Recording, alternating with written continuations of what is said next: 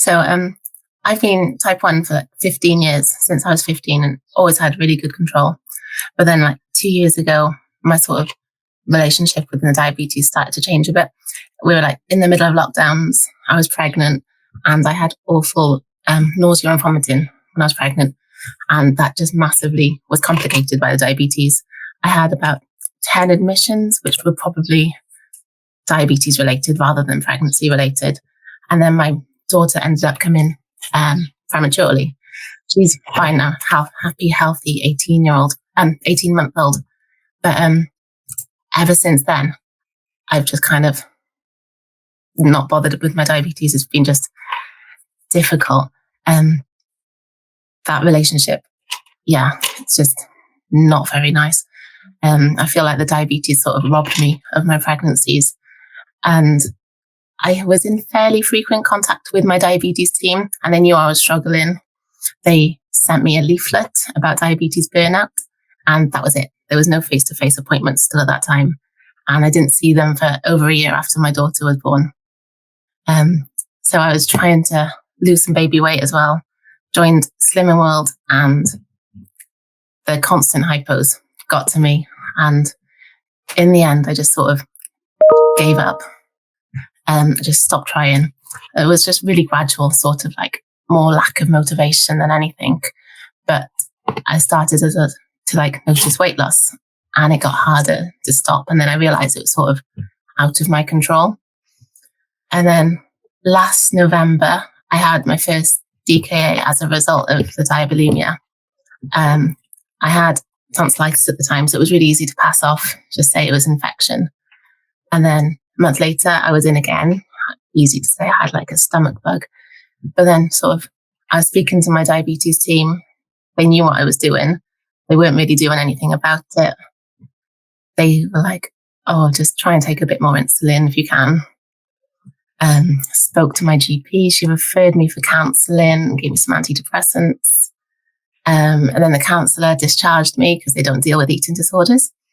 And then after Christmas, I was in for like the 5th time with DKA. And I finally actually saw a doctor in A&E, and they referred me to the community mental health team.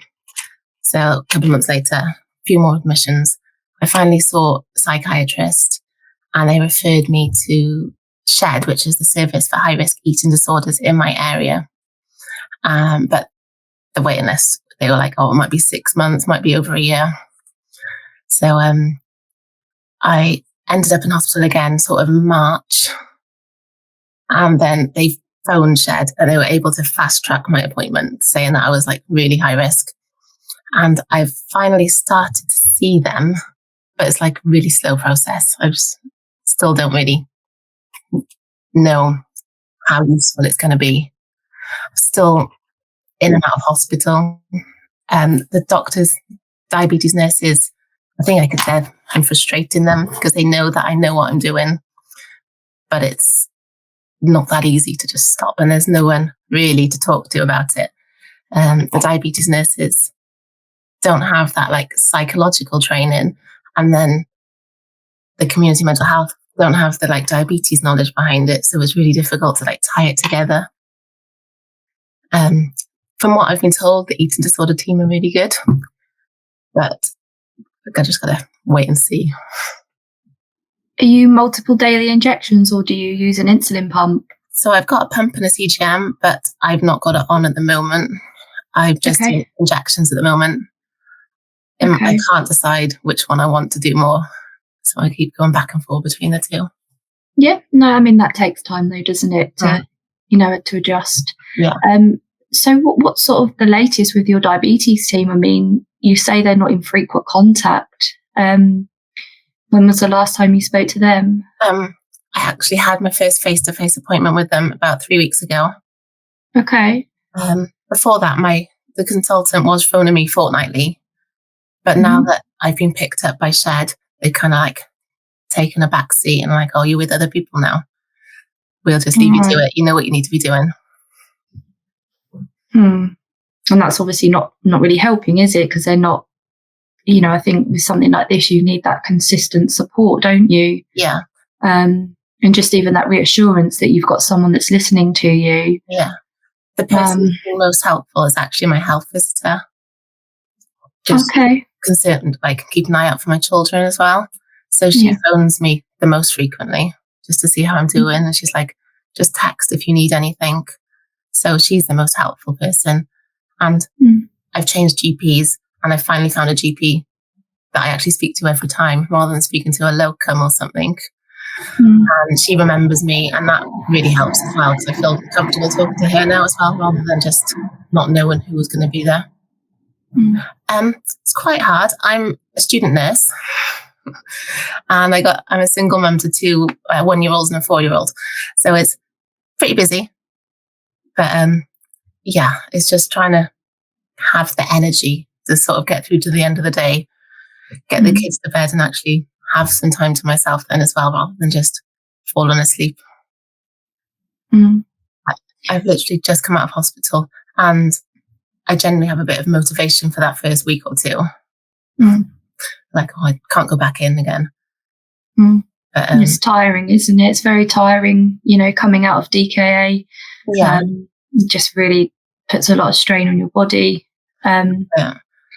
Each time I go in, I know it's getting a little bit longer for me to recover each time.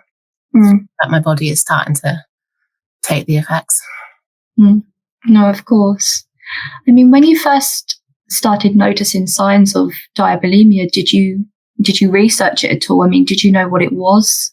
I did know what it was. I saw the BBC documentary like a couple of years ago. Yeah. And I always thought, oh, that would never be me. But like once it starts, it's like very difficult to stop. But I had researched it a little bit. I did know a bit about it. No, of course. Very difficult. So I mean, in regards to where you are now, how do you see yourself, almost coming out of this? Like, how could people support you, aside from, health services, whether it be online or, a group? How could you get that support that you think that you need? What could we do? So I have found that Beat, their like 1-to-1 web chat has been really helpful. So that's the Eating Disorders charity. Okay. They're really good. They're like 24 hours a day. And I struggle talking like face to face about how I'm feeling. So like having that online chat where you're not actually seeing anybody. Yeah. And they actually have like really good advice. So that has really helped. And like before Christmas, I'd never spoken out about how I felt or anything. But after so many admissions, people started to like ask questions. And I realized that my family and my friends, like I've got a couple of really close friends who I can just text, and they're really helpful. They'll come around, and if I've had a bad day, they'll just sort of like pick me up again. So I've managed to avoid a few hospital admissions just by texting my friends. Yeah. Well, that's really good, really good. And I mean, how did you first tell your friends and family about diabulimia? I mean, did they know what it was? Or was it nobody did. New to them? No, well, my sister did, because she's a renal nurse and she's had patients with diabulimia who've had kidney transplants and that sort of thing. Okay. But, nobody else knew anything about it. So I basically sent them just like some links just to read about it rather than me trying to explain what it was, because I didn't really have the words. And then I just told them that I'd been struggling since my daughter had been born, sort of like low mood. And then it kind of just developed and spiraled into this then. Okay. And with the eating disorder support that you receive, are they also trained in type 1 diabetes? I mean, are they aware of this link? Yeah, so the person that I'm seeing at the moment, she is aware of diabulimia. I don't think she's had a massive amount of training in diabetes though, because I still find myself explaining certain things. Like DKA, she wasn't really that familiar with what it was. So they're not specifically trained for diabulimia. I mean, it would be great if there was a support group out there that were, definitely combined almost. Yeah. I know that there's a diabetes nurse starting soon with the eating disorder team. So that will be really helpful. That's fantastic. My local area. So that's quite good. It shows there's a need for it as well. And there is 100%. That awareness as well, like for people to know what a burden diabetes is. There's lots of companies. Yeah, definitely. Especially when you've got a family. It was during lockdown as well that there was like not so much support. And I know it was hard on the health service at the time. But yeah, not seeing face to face, you don't actually know how people are managing at home. And yeah, just it's good now with all the better access to like the Libra and CGMs and stuff. But I think just that continued monitoring and regular contact with your diabetes team. No, I agree, definitely. But I've got my 2 daughters kind of keeping me going as well. They're like, reason to like keep me out of hospital. Absolutely. I've got a couple of friends who are doctors and they'd never heard of it. And husband's a psychiatrist, didn't know anything about it. So I'm just like, oh, well, there's no education, like no awareness within the health service, then there's not going to be any support for it. I mean, as we know, there are so many other people that are going through, similar, if not the same as what you're going through. I mean, is there anything, that you would like to say to them? Some words of advice, maybe? I think definitely talk to somebody. It doesn't have to be friend or family. Like my GP has been amazing. Whenever I come out of hospital, she'll phone me to see how I'm doing. But yeah, just finding that one person that you can actually just tell everything to. It really takes a weight off your chest. I was never a person to talk about my feelings. Still not really. Still hide half of it from my mum. But just having somebody to talk to. Like every day in my head, I'm like, I don't want to take this insulin, but I need to. And I'm sure that'll never go away completely. But just, it is mostly about keeping my weight loss, like my weight down now. I know when I go into hospital and I'm on sliding scale and I've got like loads of glucose strips, I know that when I come out, I'll be heavier than when I went in. But then it's dehydration as well when I go in. So it's just, so many things going on in my head. Just like, they're good. So it was my daughter's 4th birthday on Saturday. I came out of hospital on Saturday and nearly missing her birthday is like, oh, I can't be in hospital again. Because I went in on Monday and I came out on Saturday. I was like, I didn't think I'd be in for that long. But each admission now is getting a bit longer. But she was just happy to have me home. And my 1-year-old just wants mum. So they need me at home. But they're both fine. Yeah, I think I've always had some like low self-esteem, but it's definitely social media that like sort of bouncing back after having a baby, you kind of think, oh, you need to lose that weight. And just, going back to work, I'm like, oh, I just gotta get back to how I was. Going back to I play netball, going back to that, like, oh, I need to fit in my dress again. But I know things change when you have a baby. You're gonna look different. But it's just making people aware that it's not the norm to bounce back straight away and fit into your jeans again. But the social media celebrities don't make it seem that way. Massively. So I've fallen behind a little bit this year. I've had a few extensions on essays and stuff. If I was actually still working, so I'm trained as a podiatrist as well, which makes it even more silly because I've seen so many patients with all the complications and everything. But if I was still working, I would have been off to the last 8 months. Just can't concentrate. And also my eyes are blurry all the time. I wouldn't be able to concentrate and see what I was doing. So the side effects would have stopped me working.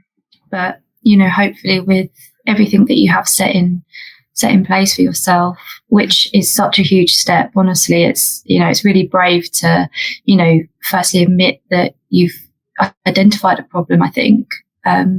So I think you've definitely got over the first and the biggest hurdle yet. So well done for that. And, hopefully the next few months for you are going to be really positive.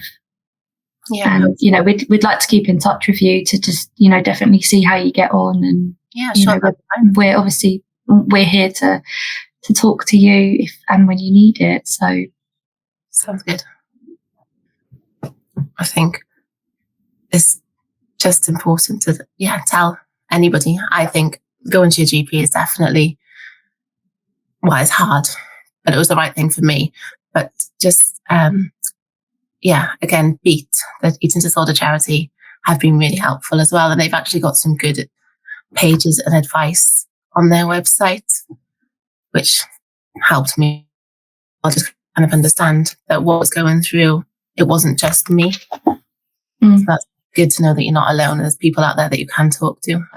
I kind of just said that my diabetes had been like all over the place. My blood sugars were high, got all the side effects. I was regularly asking for sort of like thrush treatments and that sort of thing. And she kind of asked me if I was taking my insulin properly. So she did help me as well. So I was like, I am skipping doses or not taking my basal properly. So she was just fab. So I think that did help, but it's really, really hard. It's just scary just saying it out loud.